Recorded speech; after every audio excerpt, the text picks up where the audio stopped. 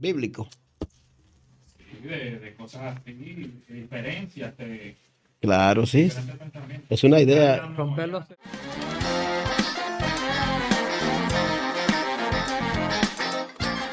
Saludos, señores. Dios les bendiga. Buenas tardes. Esto es Malaquía Podcast y para mí es un alto honor poder dirigirme a ustedes. Hoy está conmigo una persona especial, un hombre querido por nosotros, un amigo, un hermano, un formador, educador, es tantas cosas. Catedrático, director académico, universitario. Es mi hermano Cristóbal Lake. Cristóbal, bienvenido a Malaquía Podcast. Muchísimas gracias por el honor que me haces de compartir contigo este escenario. Y realmente decir que soy muchas cosas es una verdad, pero me hace sentir como un poquito incómodo, como presumido, pero al final darle a César lo que es del César. Así es. De hecho, me gusta que te sientas incómodo porque incomodarte es parte de lo que queremos, porque el incómodo da lo que tiene y reacciona y la gente es bendecida cuando nos incomodamos para bien. Eso es así. Qué bueno, Cristóbal. Cristóbal, yo quiero conversar de ti. Quiero que la gente, algunos detalles que la gente no sabe, la gente que nos sigue, sepa de ti. Cristóbal, cuéntame, mi hermano. Tú eres tantas cosas que yo no sé ni por dónde comenzar, porque hablar del abogado, hablar del teólogo, El político. el político, el sonidista. el sonidista. Él es veterano de guerra de Irak. Wow, ¿por dónde comenzamos? Mira, yo nací en la ciudad de La Romana el 10 de mayo del 64. Ya recientemente acabo de cumplir mis 60 años.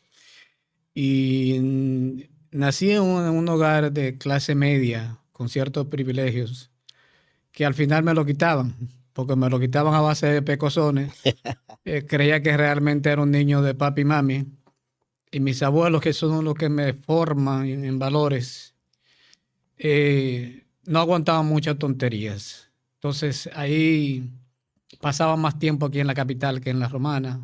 Me puedo decir que soy más capitaleño que romanense, porque casi el 90% de mi vida he estado aquí en la capital. ¿Fue difícil la primera etapa de tu vida? ¿Qué pasó contigo en tu trayecto, en tu migración de un pueblo al otro? No, realmente no. Tuve algunos momentos incómodos, como todo niño en su desarrollo, cosas de muchacho, en compartir con los amigos, irte un día a la playa y quedarte en medio del agua. Lo normal, sí. Cosas cotidianas. Bien. Mi transición un poquito más difícil ya es a los 18, 19 años, que me mudo a la ciudad de Miches. Wow. Mi madre instala allí un establecimiento comercial, varios, y nosotros migramos, mi hermana, mi abuela y yo. Bien. Ahí entonces comenzamos a hacer vida. Ya comienzo a asumir el rol de adulto. A los 19 años tenía que ayudar mucho en la casa, andar con una vaca adelante y yo con un lazo para llevarla hasta el matadero, a veces hasta 5 y 10 kilómetros. Luego entonces tomar ese animal ya en un motor 70 con un carro atrás, subirlo ahí, llevarlo a la carnicería, de la carnicería entonces vestirme, irme a la escuela, al liceo, para terminar el bachillerato. No fue nada fácil. Y entonces ya comienzo a asumir eso. Ya duramos unos años ahí, entonces decidimos salir de Miches, regresamos a la capital y ahí comienza todo el devenir. Cuando tú llegas a Santo Domingo, ¿de qué edad llegas más o menos? Ya estoy entre los 24, 25 años. Ya bachiller. Sí, ya bachiller, sin deseo de ir a la universidad, porque antes de salir de La Romana me voy a estudiar medicina y me encontraba que ir de San Pedro a Romana o de Romana a San Pedro era muy lejos, diario estudiar medicina. ¿Y cuál era el medio de transporte que tenían en ese tiempo? Los autobuses normales. Okay. Sí, pero eran 40 minutos. Era asunto de vagancia. Era vagancia. Y yo fui otra vez a clase, conseguí que en el hospital en esa época no era muy difícil, me pusieron como asistente médico con 18 años. Wow. Y aprendí mucho de medicina. Entonces, la primera etapa de tu vida como estudiante, después de llegar como estudiante ya universitario. Estudiar medicina. Sí. Dejo esto porque me encuentro que es mucho tiempo, 7 años, ir a viajar. Y lo abandono y entonces es donde nos vamos a Miches. Wow. Entonces luego regresamos a la capital. Ya tengo que lanzarme a la calle porque ya era yo el único en la casa, el hombre, mi hermana, mi mamá, mi abuela.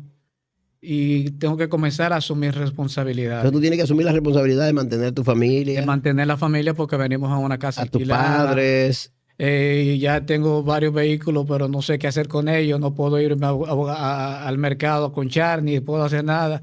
Fuimos perdiendo los recursos que teníamos acumulados. Llegó un momento en el que la situación se puso muy crítica, Wow. extremadamente crítica.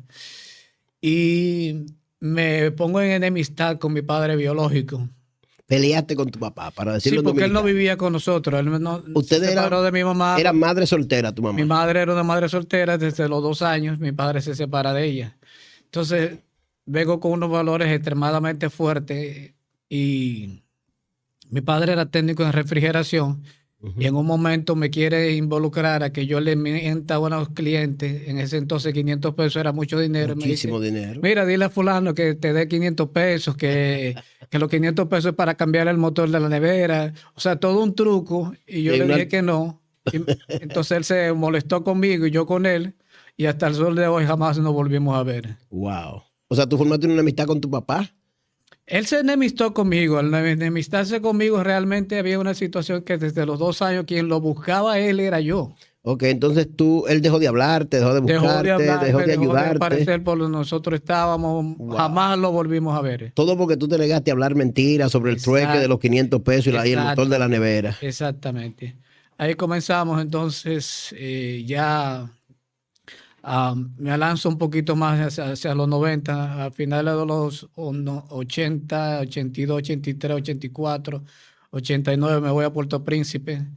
¿Qué tú hacías en Puerto Príncipe? Oye, espérate, Cristóbal. Tú vienes de Miches a Santo Domingo. Sí, pero no te conté que entre Miches, yo me fui 3 veces en Yola. Espérate. Te fuiste 3 veces en Yola, estando en Miche, en tu estadía en Miche. Sí, porque la gente debe saber que Miche es el aeropuerto internacional de las Yolas. Sí, así mismo. La vía marítima de llegar a Puerto Rico rápida de lo que quieren emigrar legal. Que no es correcto, y queremos hacer constar que no es correcto, pero... No, en ese momento, a finales de los 80... Eso era normal. Era muy normal que tú te sentaras en el parque y veías a la gente que se iba. Adiós, nos vemos en una semana. Que la gente le puso doble agua por adelante y agua por atrás. Sí, así es, sí. Entonces, ¿cómo fue el asunto? ¿Tú intentaste irte en Yola? Sí, me fui 3 veces, sí. Entonces, ¿Y llegaste a Puerto Rico? No. No sé qué pasó. Esos viajes de Michi eran un 90% seguros. Pero los viajes que Dios no quería realmente que me fuera, pues yo me iba a perder en ese momento. Yo iba con la intención del Dominican York, con la idea de venir a pantallar con 2 o 3 cadenas. Esa era la intención. Que eran alquiladas casi siempre. Sí, pero eso yo me entero ya en el 2000 y todo este tipo de cosas. En una ocasión me tiraron por Sabana Grande de Boyá, creo que era, no recuerdo por dónde. El caso es que me tiran casi a 10 kilómetros de la orilla y yo bebí agua que a la mitad fue mucho. Espérate, a ti en lugar de llevarte a Puerto Rico te soltaron en Sabana Grande de Boyá. Sí, porque la Yola era muy pequeña, nos daban una vuelta. El capitán dice que hay demasiada gente para la Yola, que efectivamente era muy pequeña. Porque le ponían 80, 150, como nada. A los que íbamos con menos pago, sí, nos tiraron a 3. A una muchacha, a mí y a otro compañero. Y de ahí salir, llegamos a la orilla de casualidad. Dios me guardó. Realmente Dios me ha guardado para muchas Sí, el Señor cosas. tuvo misericordia, definitivamente. Sí, llegamos y de ahí entonces salir caminando. Duramos casi 10 horas caminando para poder llegar al pueblo más cercano. Y luego de eso pasaron dos incidentes más, uno por la Romana. Pero dejaron frente a la playa Minita. Y me jondearon también. Pero no te decían que llegaste a Puerto Rico, ¿verdad? Nunca pasé del territorio dominicano. Eso 10 o 12 kilómetros a los alrededores. Eso fue un paseo en Yola. Eso fue un tour. Fue un tour marítimo. Qué tremendo. Sí. Entonces, ok, ya tú sales de los viajes en Yola, llegas... Entonces ahí es donde venimos a la capital, ya a mediados de los 80, y entonces ahí de ahí me voy a Puerto Príncipe. Mi hermana era guía turística en una compañía de tours, de autobuses. Y entonces mi hermana se casa con un haitiano y se queda allá. Y yo decido ir después, un poquito más detrás, me voy también a ver y a conocer. ¿Pero qué tú haces en Puerto Príncipe? O sea, tú estás ahí, ¿qué tú... Electricidad general, que ya yo había estudiado electricidad en la escuela vocacional. Ahora tú me confundiste porque tú estudiabas medicina. Sí, pero mientras yo estudiaba medicina, yo me fui a la vocacional 3 años. Hice Y aprendiste electricidad. terminé ebanistería, electricidad y soldadura industrial, paralelamente con la universidad. Hermano, pero tú eres un todólogo, yo estoy Sí, sorprendido. por supuesto, yo tengo muchas ¿Cuántas cosas tú has hecho? Sí, de verdad que sí. Y eso no es ni el 60% de lo que... Entonces, ok, de Miches salta a Santo Vienes aquí a la Domingo, capital, de aquí a la capital, entonces me voy a a Puerto Puerto Príncipe. Príncipe, y en Puerto Príncipe te quedas ¿qué tiempo? Me quedo cerca de 1 año y medio y trabajando en un DERCO, en un centro de electricidad y electromecánica, reparando carros y electricidad en sentido general. Wow. Y ahí entonces suscito, se arma un tiroteo, una de esas revueltas haitianas. Mi madre estaba allá y vinimos a la frontera, tuvimos que caminar cerca de 40 kilómetros desde el puesto hacia Elías Piña. O sea, tú estando allá se armó un tiroteo. Sí, sí, esos tiroteos que se arman ahora constantemente. Sí, sí, que eso es en Haití. Sí, Siempre hay un problema. quisimos salir porque nos sentimos incómodos, yo con apenas 20, 25 años. Mi mamá estaba un poco tensa, pero mi mamá era una mujer de mucho temple. Wow. Salimos caminando los dos y llegamos acá. Es bueno saber que las madres con temple, como tú dices, con carácter, con criterio, a veces forman mejores hijos que con ciertas malas parejas. Sí, eso es verdad. Sí, una mala compañía, a veces mejor sola, y no estoy promoviendo la soltería, pero es que hay circunstancias donde una mujer sola, por supuesto, se desempeña sí, mejor. sí, definitivamente. Y como tú dices, una mala pareja es preferible tú estar solo. Claro, así es. Entonces, arrancamos para Santo Domingo, vinimos y aquí entonces me pongo a taxiar.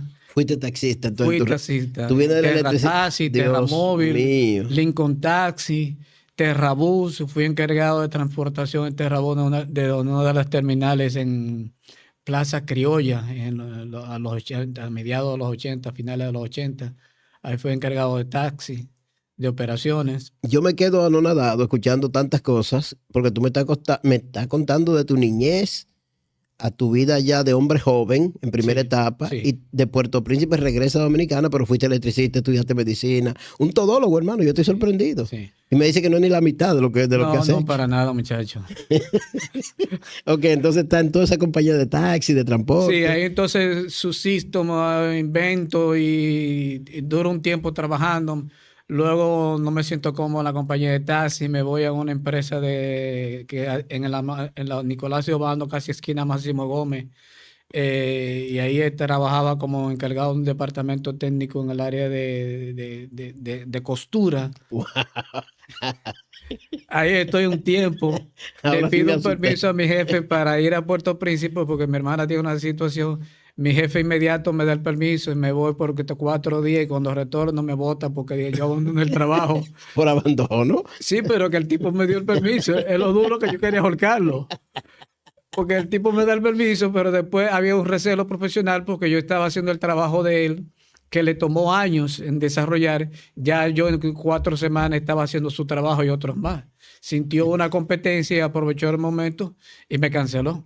Sin Dios prestaciones mío. laborales y sin nada. Ok, entonces tú te vas de ahí. Yo estoy esperando más oficio tuyo, porque ya.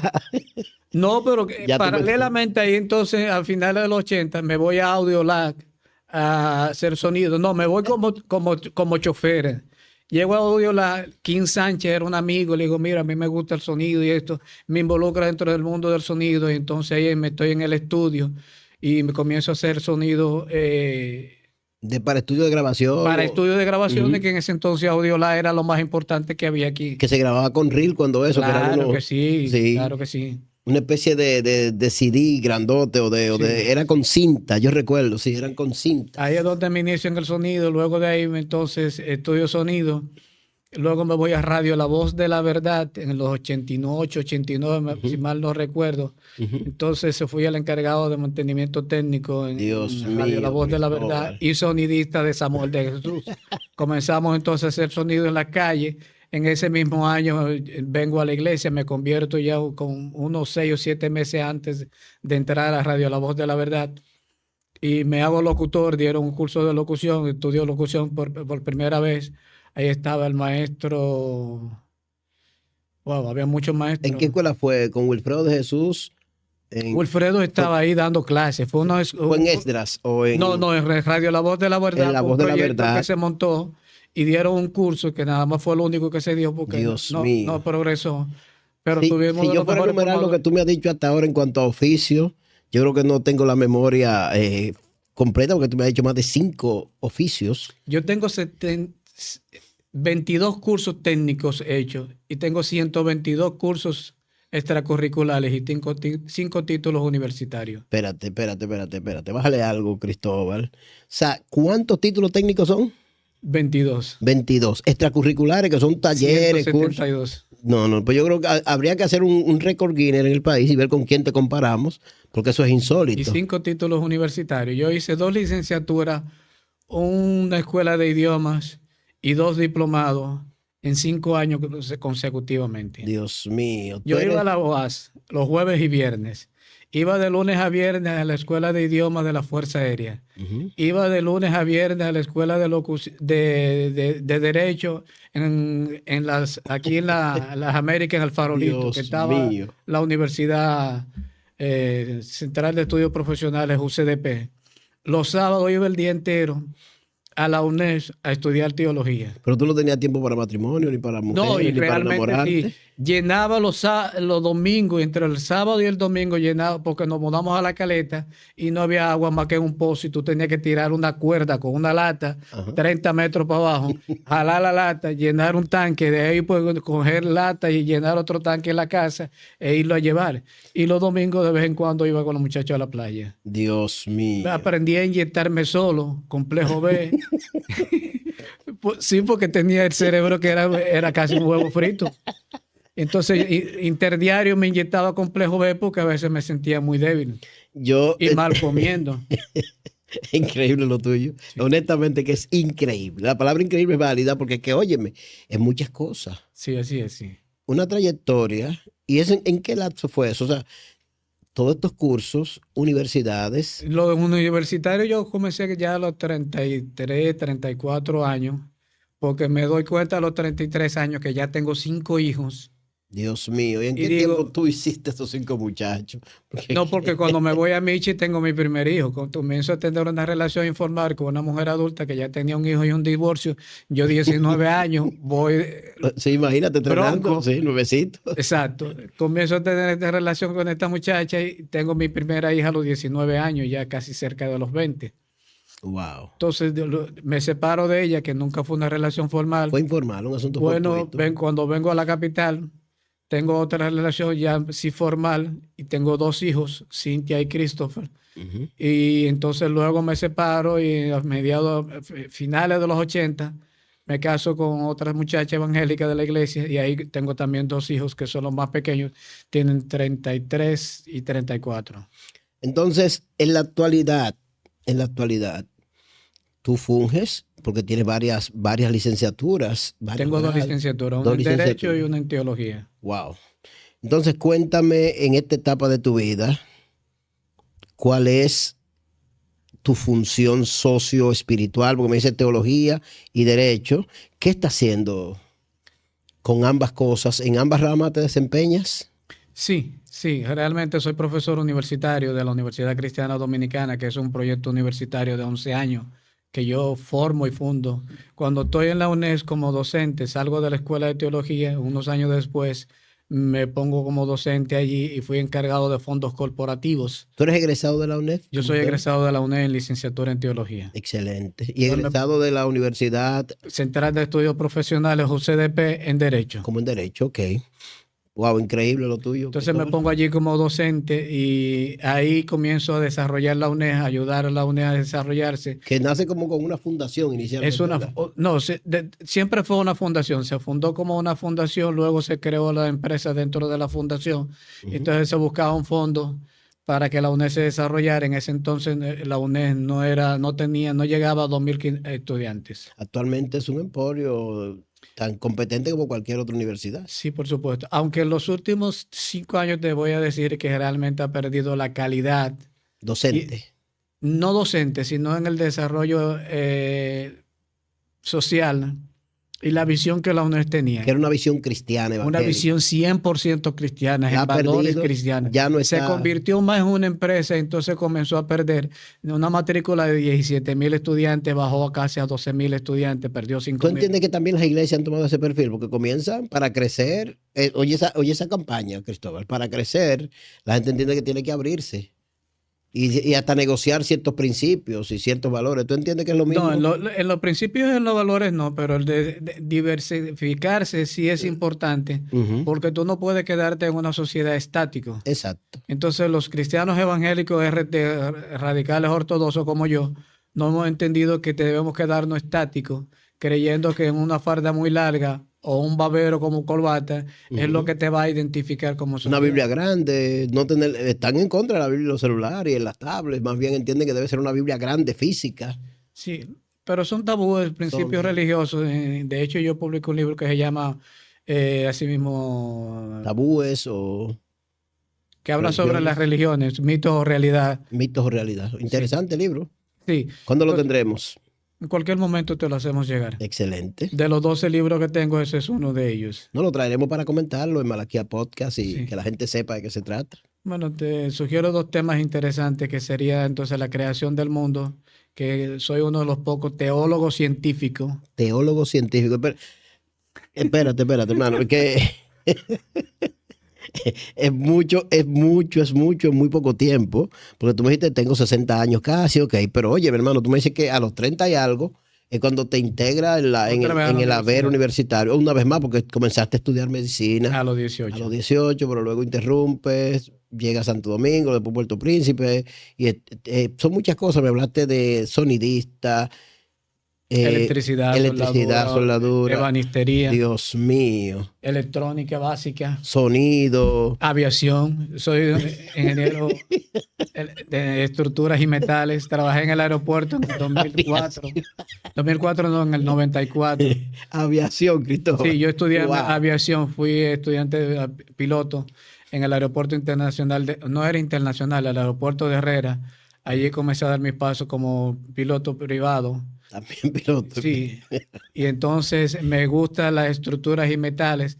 Me voy a las Américas y trabajo un tiempo para una compañía y ahí entonces me trabajo como mecánico en estructura. Yo te voy a traer a ti te voy a traer a ti por especialidad. De un día de esto hablaremos de mecánica, un día de electricidad. Sí, porque aquí contigo hay que hacer un programa por áreas técnicas o por talleres Muy o bien, cursos. interesante. Sí. Y disfruté, a mí me gusta realmente, porque cuando era niño yo quería ser piloto naval, y en ese entonces me fue muy difícil entrar a la academia de policía o cualquiera de las academias. Te iba a preguntar si fuiste militar en algún momento. Sí, yo fui policía por 20 años. Espera. Claro, trabajé estrategia y investigaciones criminales. Ahora yo me confundí más porque, hermano, todas estas cosas y también policía. Sí, yo ingreso a la policía en enero 11 del 92 y allí me comienzo a formar como policía básico, pero me gustaba la inteligencia y trabajé mucho tiempo en inteligencia criminal, investigaciones. Wow, criminólogo de alguna forma. Sí, de hecho yo soy criminólogo. En mi libro que fue Códigos y Pandillas,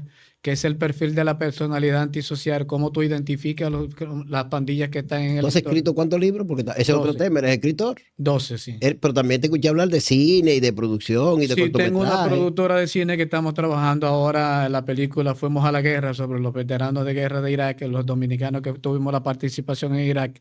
Tú estuviste en Irak. Yo estuve en Irak en el segundo grupo. Espérate. En el gobierno de Hipólito yo recuerdo en el que gobierno de mandaron Hipólito. unos guardias militares dominicanos. 604 hombres. Y tú estabas en ese grupo. Yo estuve en el segundo grupo, que fue lo que realmente fuimos más atacados, porque el primer grupo tuvo algunos incidentes, pero en el segundo grupo nosotros tuvimos 13 días bajo ataque y yo estuve en situaciones muy críticas, que te puedo narrar historias sobre eso. No, vamos a hacer un contenido sobre eso, porque eso yo de hecho no Y he ahí es conversado. donde nace la película. De hecho, yo no he conversado con ningún experto o militar que haya estado en esa, de los dominicanos que participaron, Hay que me unos gustaría, traumas. que me gustaría conversar con algunos, y te tengo a ti, pero me gustaría conversar con algunos sobre eso para que la gente sepa qué fue lo que realmente pasó en Irak Sí. con el grupo de dominicanos que fueron. A 20 años todavía no hay muchas cosas que se haya dicho sobre ello, por eso es la insistencia mía de hacer, en hacer la película. Y Interesante. hice un documental y es que he sido uno de los pocos que hizo publicaciones, hizo comentarios de los tramos posguerra que sufrimos la gran mayoría. Que fueron muchos, ¿verdad? Muchísimo. Yo te puedo citar un amigo muy personal que era teniente coronel de la policía.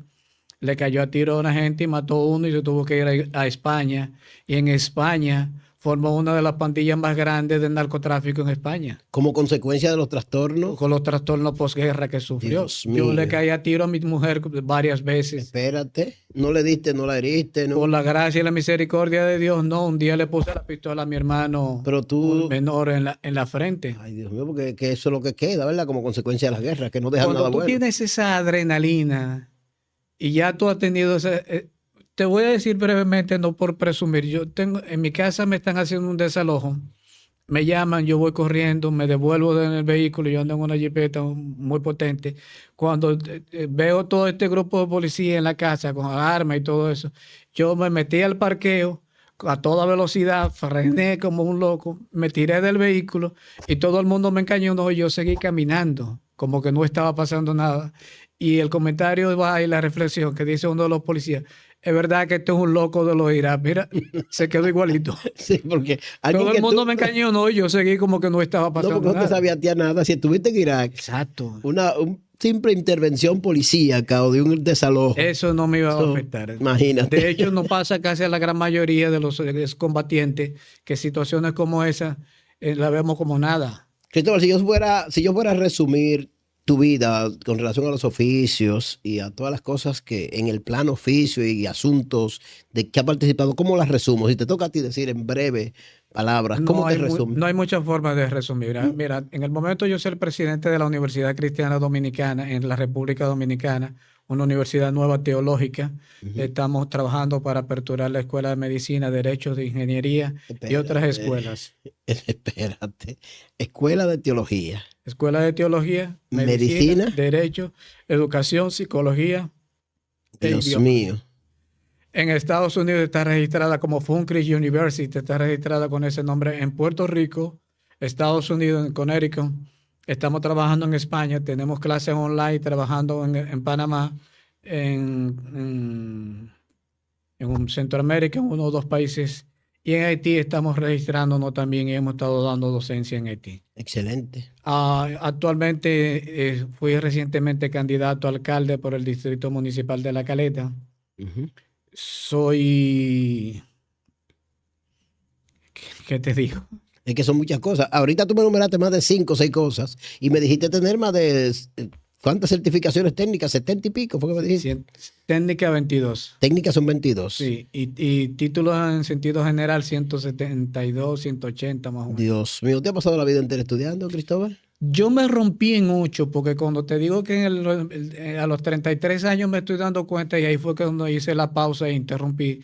A los 33 años me doy cuenta que lo que tengo son muchos cursos técnicos. Presumo de ser inteligente con un IQ de 162, que lo tenía Einstein, perdone la inmodestia. Te estoy oyendo comparándote con el duro de Einstein. Sí, yo tengo un IQ de 162. Wow. Entonces, la gente debe saber que eso es coeficiente, ¿verdad? Coeficiente. Dios mío. Entonces me doy cuenta que tengo muchos cursos técnicos. ¿Se puede decir que tú tienes el coeficiente igual o por encima de Einstein? ¿Es lo que tú me estás diciendo? No, yo tengo el coeficiente igual. Igual que de Albert Einstein. Ahora, el desarrollo académico ¿Estás escuchando, Víctor? El desarrollo académico que él tuvo por el entorno que tuvo y sus investigaciones va un poquito más allá que lo que yo pude haber hecho. Quizá por tantas limitantes, quizá por tener una diversificación de títulos. Culturas diferentes. Culturas diferentes. Sí, donde los genios, porque tú eres prácticamente un genio, hermano.